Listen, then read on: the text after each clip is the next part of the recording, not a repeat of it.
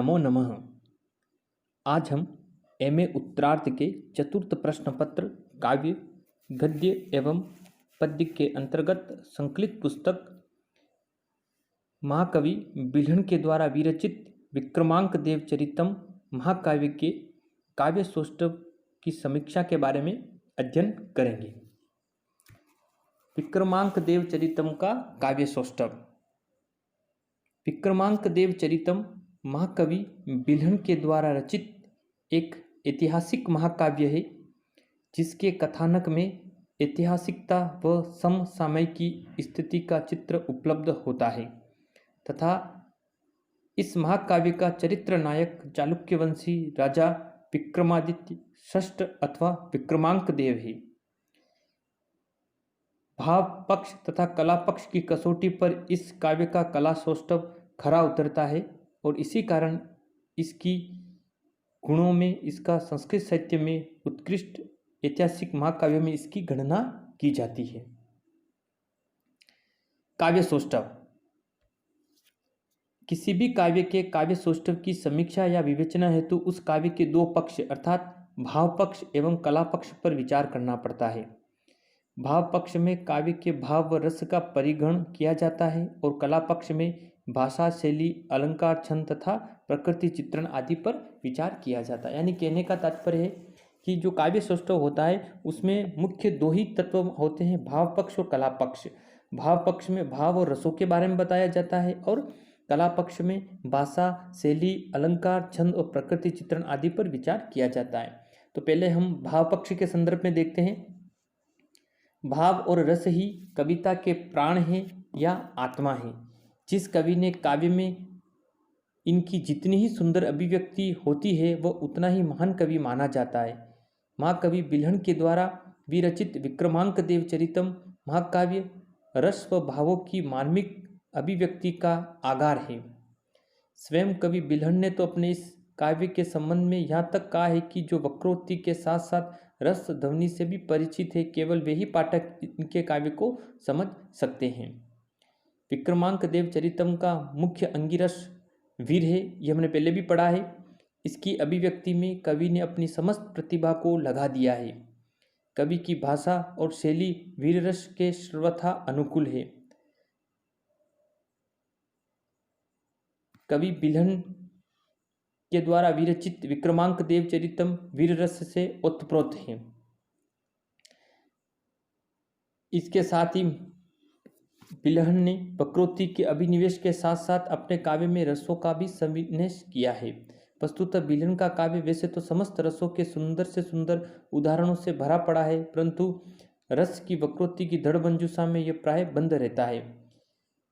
जो कवि की वक्रोक्ति को समझने में सिद्ध हस्त है, उनके लिए प्रत्येक पंक्ति किसी न किसी अनिर्वचनीय भाव की अभिव्यक्ति करती है।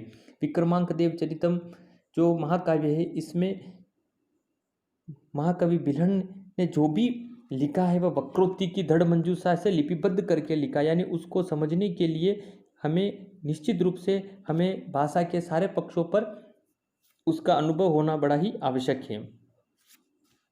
इस प्रकार से विक्रमांक देव चरितम रसों और भावों की मार्मिक अभिव्यंजना काव्य के प्रत्येक पृष्ठ पर देखने को मिलती है, जो इस काव्य के भाव पक्ष की सबलता का प्रमाण है। अब हम लेते कला पक्ष। इसमें पहला हम लेते भाषा। बिल्हण अपने समय के सर्वशास्त्रविद उद्भट विद्वान थे, अतः संस्कृत भाषा पर इनका व्यापक और पूर्ण अधिकार दृष्टिगत होता है।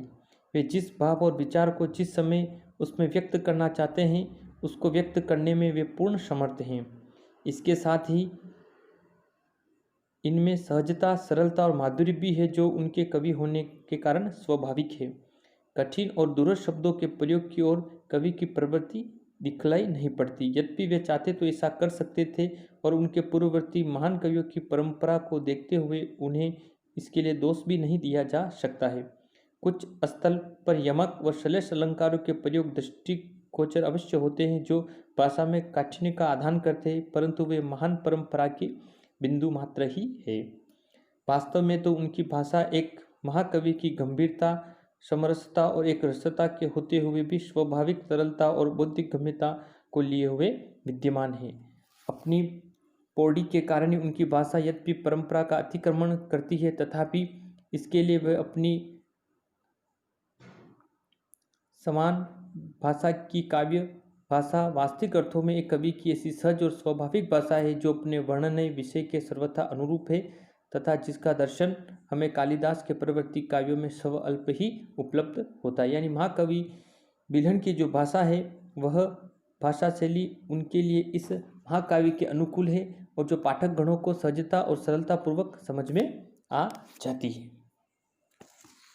इसके पश्चात हम लेते हैं शैली। महाकवि बिल्हण की शैली अत्यंत प्रौढ़ और उदार है और विक्रमांक देव चरितम महाकाव्य की गरिमा को अक्षुण्ण बनाए रखती है। वह विचारों और भावों के सर्वथा अनुरूप है और उसमें सरसता और प्रभावपूर्णता विद्यमान है। सारा का सारा विक्रमांक देव चरितम वेदर्भी रीति के उदाहरणों से भरा पड़ा है और महाकवि बिल्हण केवल वेदर्भी रीति के प्रशंसक ही नहीं अपितु सफल प्रयोक्ता भी प्रतीत होते हैं। घोड़ी रीति के भी कतिपय उदाहरण इसमें उपलब्ध होते परंतु प्राचुर्य व प्राबल्य वेदर्भी रीति या शैली का ही है। इसके बाद देखते हैं हम अलंकार। महाकवि बिल्हण उस युग के कवि हैं जब कविता में अलंकारों को बहुत अधिक महत्व दिया जाता था। युग के इस प्रभाव का प्रतिफलन बिल्हण के काव्य में भी हुआ और उन्होंने अपने काव्य की ग्राह्यता वैचित्र्य और प्रौढ़ि के कारण ही बतलाई है। कुछ इनके अलंकार प्रयोग की विशेषताएं देखते हैं। महाकवि बिल्हण की कविता में वैचित्र्य और प्रौढ़ि की विशेषता उनकी पूर्ववर्ती कवियों की कविता से कुछ अधिक ही है। वैसे तो प्रौढ़ि और वैचित्र्य दोनों ही आचार्य कुंतक के द्वारा निरूपित उस वक्रोक्ति के ही भिन्न नाम हैं जिनमें किसी साधारण कथन को अलौकिक ढंग से कहा जाता है। वक्रोक्ति रेव वेदगव्य भंगी भणिरी उच्यते और बिल्हण की कविता का प्रत्येक वाक्य इसके उदाहरण के रूप में प्रस्तुत किया जा सकता है। यद्यपि अलंकार भी इसी व्यापक तत्व के एक अंग मात्र हैं तथा बिल्हण के काव्य में उनका अधिक प्रयोग हुआ है। अलंकार के प्रयोग के समय कवि बिल्हण के काव्य में निम्नलिखित विशेषताएं अगर हम देखें जो हो सकती है वह है बिल्हण के अलंकार प्रयत्न प्रसूत न होकर स्वतः स्फुट है, अतः वे काव्य के लिए कहीं भार स्वरूप नहीं बने हैं वरन उनके काव्य की शोभा में वृद्धि ही हुई है।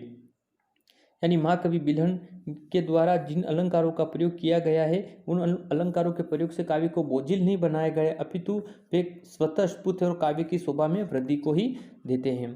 बिल्हण ने शब्दालंकारों की अपेक्षा अर्थालंकारों पर अधिक ध्यान दिया है और अर्थालंकारों में भी उपमा मूलक अलंकारों के प्रयोग में उनकी अधिक रुचि दृष्टिगोचर होती है।